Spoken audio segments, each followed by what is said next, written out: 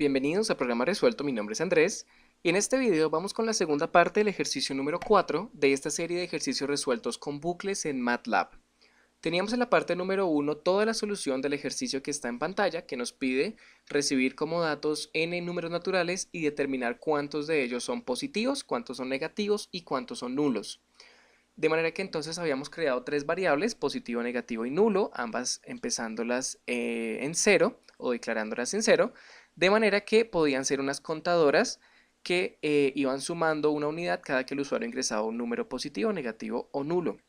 Luego hacíamos un bucle while true, de manera que este bucle, todo lo que está dentro del bucle, se iba a repetir infinitas veces, que es pedirle la cantidad de números a evaluar. Si el número era menor que 0, entonces, bueno, decíamos que si era mayor que 0, pues aquí programábamos.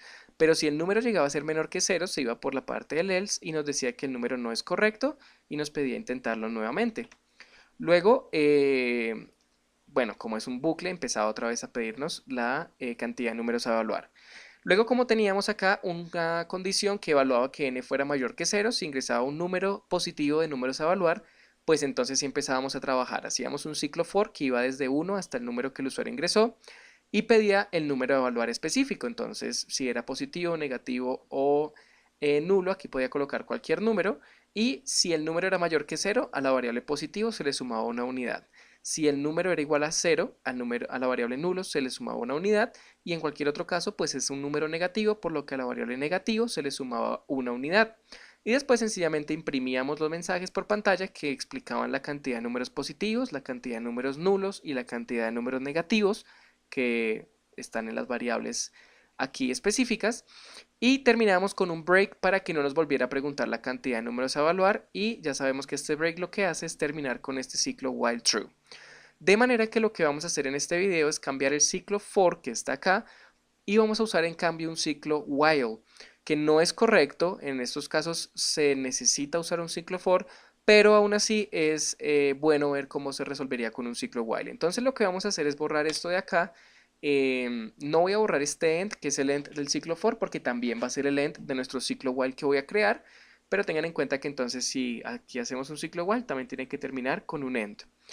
Lo que vamos a hacer primero es, vamos a inicializar una variable i en 1, que es nuestra variable iteradora. Esa variable tenemos que inicializarla antes de hacer nuestro ciclo while, de hacer nuestro bucle, que es algo que pues no teníamos que hacer, o bueno, que se hacía en la misma línea del ciclo for, aquí tenemos que hacerlo antes. Después de haber ingresado o después de haber declarado nuestra variable i e inicializado esa variable i en 1, decimos la condición, y la condición es que queremos que todo lo que está aquí adentro se repita mientras i sea menor o igual al número n que el usuario ingresó. Si el usuario ingresó que voy a evaluar 5 números, pues solo voy a ejecutar este código mientras i sea menor o igual a 5.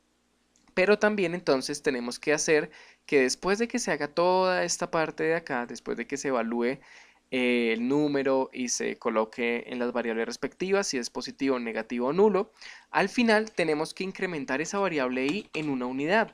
De manera que entonces, si el usuario, en el ejemplo, si el usuario coloca el número 5 en la variable n, cuando le pedimos la cantidad de números a evaluar, pues la primera vez que se ejecute este ciclo se va a evaluar que i sea menor que 5, y aquí i es 1, de manera que si es menor que 5, por lo que se va a ejecutar el código, pero antes de que se acabe se incrementa esa variable i en 1, que eso es lo que acabamos de hacer. I es igual a i más 1, de manera que ahora i va a valer 2, se termina el bucle, se vuelve a evaluar, ahora 2 sigue siendo menor que 5, por lo que se vuelve a ejecutar, es decir, se pediría el segundo número, luego se pediría el tercero, el cuarto, el quinto, porque 5 sigue siendo igual que 5, y luego al final, pues cuando sea 6 ya no se va a ejecutar este ciclo while.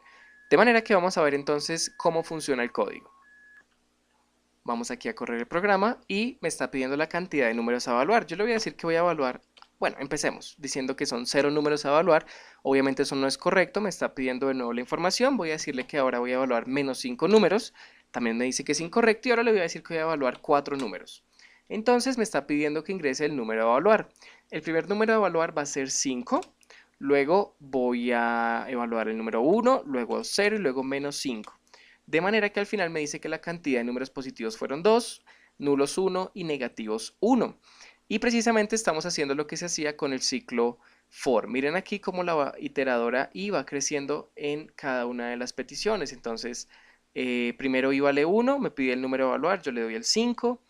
La variable positivo incrementa en 1, luego i va a ser igual a 2, luego i va a ser igual a 3, luego igual a 4, luego igual a 5.